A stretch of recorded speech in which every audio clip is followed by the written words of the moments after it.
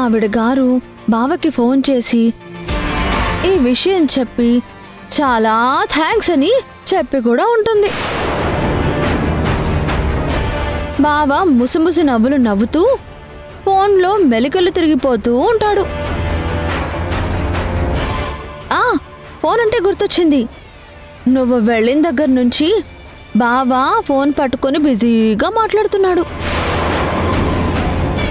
ఏదో office phone అనుకున్నాను కానీ ప్రియురాలి ఫోను అని నేను అనుకోలేదు సిస్టర్. ఆయన ఎక్కడున్నారు మోనికా? అదిగో అక్కడ వరండాలో వాళ్ళిద్దరేదో చాలా పర్సనల్ విషయాలు మాట్లాడుకుంటున్నట్టున్నారు సిస్టర్. నువ్వెందుకులే సిస్టర్ వాళ్ళ మధ్యలోకి? ఎందుకేంటి? నన్ను పిచ్చిదాన్ని చేసి ఆడుకుంటున్నారు. చెప్తాను.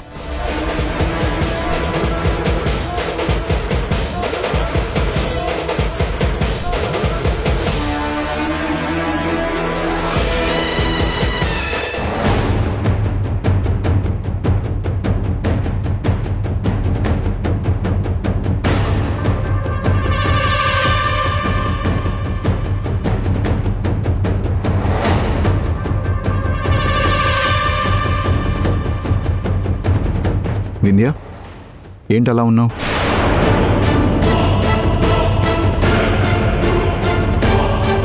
చేతిలో ఆ పేపర్లేంటి?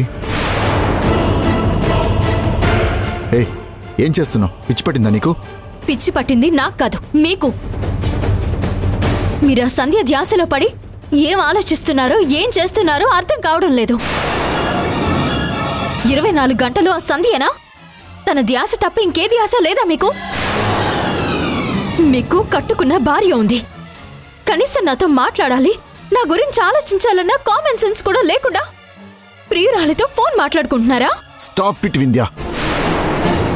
పిచ్చి దానిలా మాట్లాడద్దు. ఫోన్లో ఉన్నది నా క్లాస్మేట్.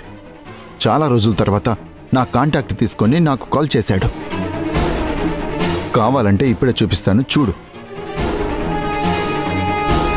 చూడు, వాడి పేరు శాండీ. ఓహో, సంధ్య పేరు శాండీ అని సేవ్ చేసుకున్నారా? వాట్? డ్రామాలు ఆడకండి. హే, పిచ్చిగా మాట్లాడుకో. కావాలంటే ఇప్పుడే ఈ నెంబర్కి కాల్ చేసి స్పీకర్ ఆన్ చేస్తాను, నువ్వు విందువు గాని. హలో, చెప్పరా, ఏంటి సడన్ గా ఫోన్ కట్ చేసావు? సారీరా, నీకు మళ్ళీ కాల్ చేస్తాను. ఏం జరిగిందిరా? ఏం లేదులే, నేను మళ్ళీ కాల్ చేస్తాను. ఇప్పటికైనా అర్థమైందా? నీ మనసులో ఏదనిపిస్తే అది మాట్లాడి పిచ్చిదానిలా బిహేవ్ చెయ్యకు. ఫోన్లో అయితే కవర్ చేశారు, మరి ఈ బ్యాంక్ స్టేట్మెంట్ ని ఎలా కవర్ చేస్తారు? కవర్ చేయడం ఏంటి? ఏం బ్యాంక్ స్టేట్మెంట్ ఇది?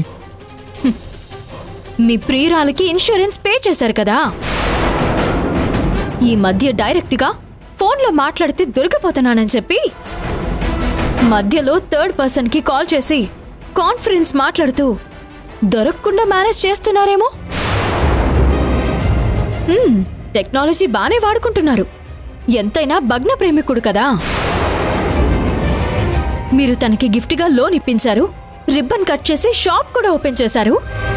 అలాంటి షాప్ తగలబడిపోతే మీరు చూస్తూ ఊరుకుంటారా? ఇన్సూరెన్స్ కూడా చేయించారు. మన పెళ్ళైన దగ్గర నుంచి నా మీద ఇన్సూరెన్స్ పాలసీ తీసుకోవడం కానీ, నా గురించి కేర్ తీసుకోవడం కానీ మీరేమైనా చేశారా? మీరు సంధ్య గురించి ఇంత ముందు చూపుతో ఆలోచిస్తున్నారంటే తన మీద మీకు ఎంత ఇష్టం ఉండాలి? షాప్ ఓపెన్ రోజు కూడా మీరు వెళ్ళేటప్పుడు వీసా పని మీద వెళ్తున్నానని నాతో అబద్ధం చెప్పి మరీ వెళ్లారు. ఇప్పుడు మూడో వ్యక్తికి తెలియకుండా ఇన్సూరెన్స్ కూడా పే చేశారు. మరి మీ ఇద్దరి మధ్య ఏం లేనప్పుడు ఇది ఎలా వచ్చిందో చెప్పండి. మీకు తన మీద ఎప్పుడు ఎలాంటి ఉద్దేశం లేదని చెప్తూ ఉంటారు కదా. ఏ ఉద్దేశం లేకుండానే ఇలా ముందు చూపుగా ఆలోచించి షాప్కి ఇన్సూరెన్స్ పే ఎందుకు చేశారు? ఇది కదా ప్రేమంటే. సొంత భార్య మీద ప్రేమ చూపించకుండా పరాయి వాడి భార్య మీద ప్రేమ గురించి మీరు కేర్ తీసుకుంటున్నారు. అది తప్పుడు సంబంధం కాదా? మీరు సంధ్య మైకల్లోనే ఉన్నారు. సంధ్య డబ్బు కోసం మిమ్మల్ని వాడుకుంటుందనే నిజాన్ని ఈ బ్యాంక్ స్టేట్మెంట్ ప్రూవ్ చేస్తుంది. ఇప్పటికైనా చేసిన తప్పుని మీరు ఒప్పుకోండి.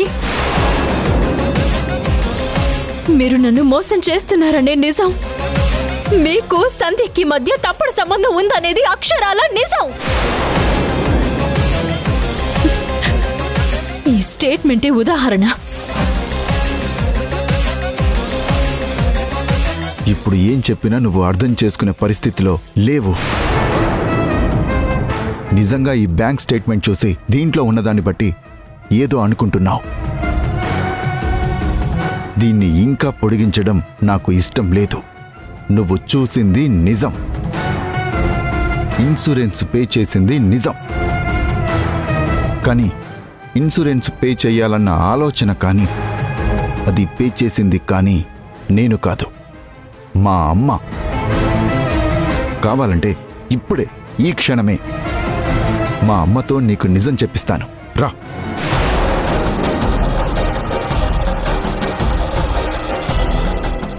అమ్మా, ఆ రోజు చెప్పాను కదమ్మా వద్దు వద్దు అని. కానీ నువ్వే ఆలోచించి లేదురా ఎందుకైనా మంచిది ఇన్సూరెన్స్ కట్టు అన్నావు. నీ బ్యాంక్ అకౌంట్కి ఆన్లైన్ ట్రాన్సాక్షన్ లేదని నా బ్యాంక్ అకౌంట్ ద్వారానే కదా నువ్వు ఇన్సూరెన్స్ కట్టింది. ఇప్పుడు చూడమ్మా వింధ్య నన్ను ఎన్నెన్ని మాట్లాడుతుందో. అప్పటికి ఇలాంటి పరిస్థితి వస్తుందని నేను వద్దన్నానా లేదా? నువ్వు చెప్పమ్మా. సిల్లి విషయం కూడా ఇంత పెద్ద ఇష్యూ అవుతుందని నేను అనుకోలేదురా. అయినా ఇన్నాళ్ళు మన తరపు నుంచి ఎన్నో బ్యాంక్ ట్రాన్సాక్షన్స్ జరిగాయి. అలా అని ఎవరికి ఎంత వెళుతుందని ఎప్పుడూ నేను బ్యాంక్ స్టేట్మెంట్ చెక్ చేయడం అనేదే లేదు.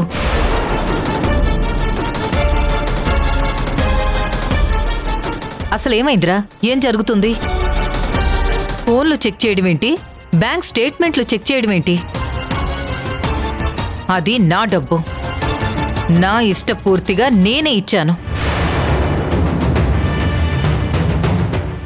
సంధ్య ఆర్థిక పరిస్థితి గురించి, తన కుటుంబం గురించి ఆలోచించి ఎందుకైనా మంచిది ఇన్సూరెన్స్ అనేది ఖచ్చితంగా ఉండాలని చెప్పి నేనే గుర్తు చేసి నా సొంత డబ్బుతో చేశాను.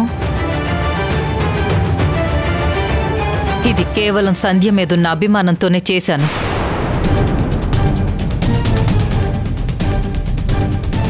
ఈ విషయం సంధ్యకు తెలిస్తే తను ఒప్పుకోదని తెలిసి కూడా నేనే చెప్పలేదు. దీనికి కూడా ఇంత ఇష్యూ చేస్తున్నావేంటి? అసలు నిన్నేమనాలో మాకేం అర్థం కావట్లేదు. రాజేష్, ఏంట్రా ఇది? అసలు ఏది సిల్లీగా తీసుకోవాలో ఏది సీరియస్గా తీసుకోవాలో అర్థం కాదా నీకు? అయినా ఇంత మెచ్యూరిటీ లేకుండా ఉన్నావేంటి? ఇప్పటికైనా అర్థమైందా? నువ్వు అపార్థం చేసుకుంటావని నాకు తెలుసు. అప్పటికీ వద్దు వద్దు అనే చెప్పాను. కానీ అమ్మ సంధ్య గారి గురించి ఆలోచించి ఇన్సూరెన్స్ పే చేసింది. లేనిపోనివి ఊహించుకొని మన లైఫ్ని డిస్టర్బ్ చేయొద్దు. ప్లీజ్ అర్థం చేసుకో. ప్రతిదాన్ని plan A plan B set చేసే పెట్టుకున్నారు. ఇలా రెడ్ హ్యాండెడ్ గా దొరికిపోగానే ఎస్కేప్ అవ్వడం కోసమే బాగానే ప్లాన్ చేశారు. దొరికిపోగానే ఇలా ఎస్కేప్ అవ్వాలన్న ఆలోచన మీకొచ్చిందా లేదా ఆ సంధ్యదా? మీ ఇద్దరి వేవ్ లెంత్ బాగా సెట్ అవుతున్నట్టుంది కదూ. ఎంత చెప్పినా నువ్వు మళ్ళీ అక్కడికే వస్తున్నావు. నువ్వు మారవు.